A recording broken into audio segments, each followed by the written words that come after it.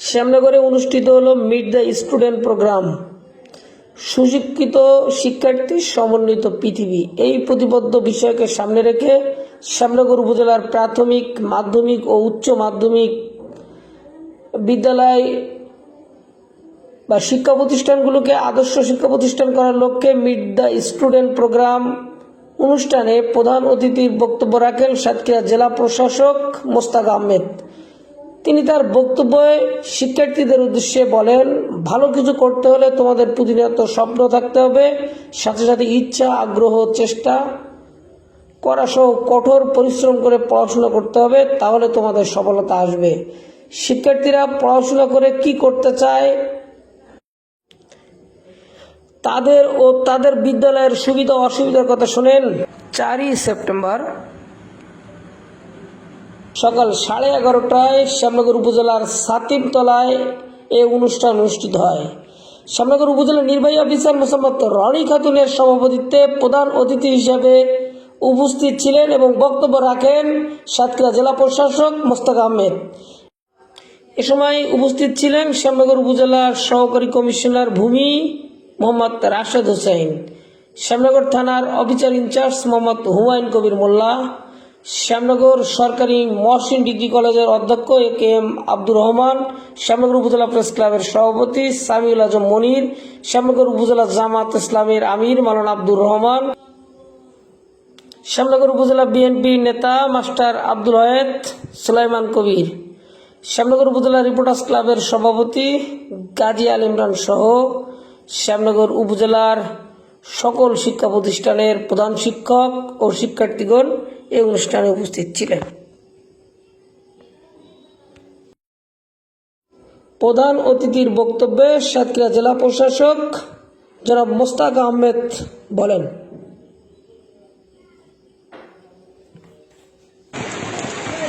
আমরা আজকে যে প্রোগ্রামটা করেছি, আয়োজন করেছি, এটা meet the students. Meet the students মানে কি? ছাত্রদের সাথে দেখা করা, সাক্ষাৎ করা, তাদের কথাবার্তা শোনা। তো তোমাদের কথাবার্তা শোনার আগে আমি একটু কথা বলছি। আমার পরিচয়টা পেয়েছেও, আমি জেলা প্রশাসক সাতক্ষীরা। আমার ডান পাশে উপজেলা নির্বাহী অফিসার বসা আছেন রনি খাতুন, এখানে বিভিন্ন পর্যায়ে কর্মকর্তা আছেন, আমাদের রাজনীতি নেতৃবৃন্দ আছেন, শিক্ষক মন্ডলী আছেন, সাংবাদিক বৃন্দ আছেন বলে জানাচ্ছি।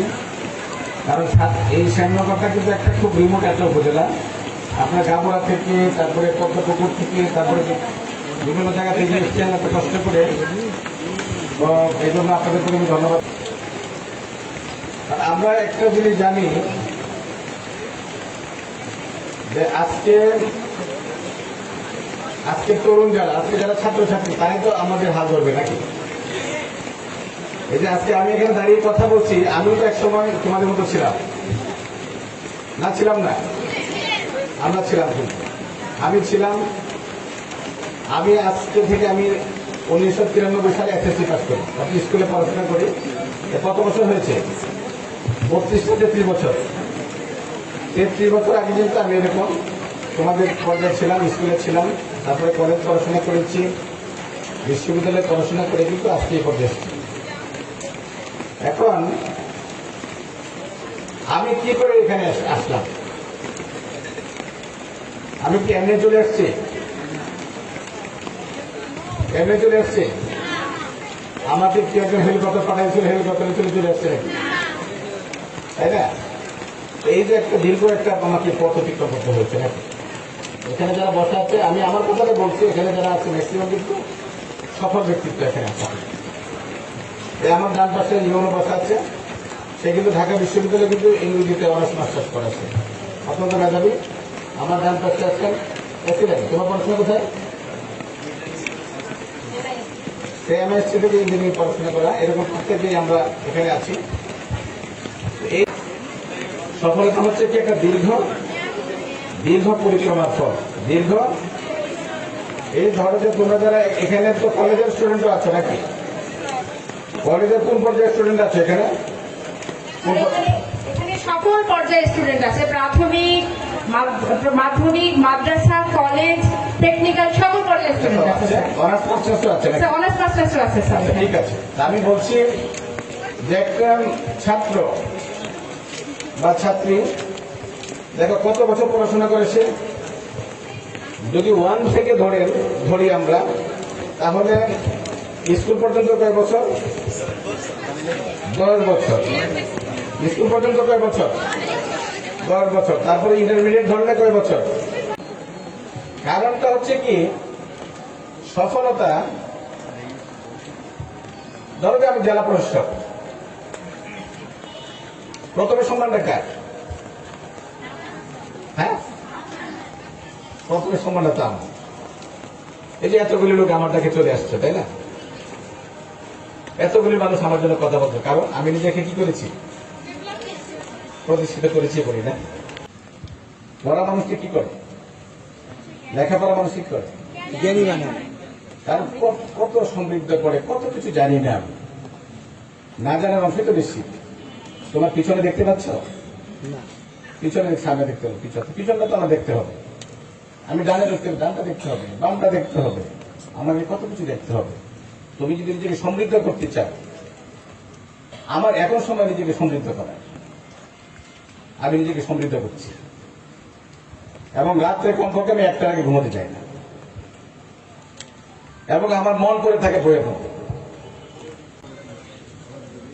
আল্লাহ বলছে না, তোমরা চিন্তা গবেষণা করো। আর প্রথম কথাটা কি? ইকরা, পড়ো, পড়ো এবং পড়ো। এবং কখন থেকে পড়বে? শুরু করবে দোলনা থেকে, শেষ করবে কখন? Then you can become a man. তখন কি মানুষটা হবে।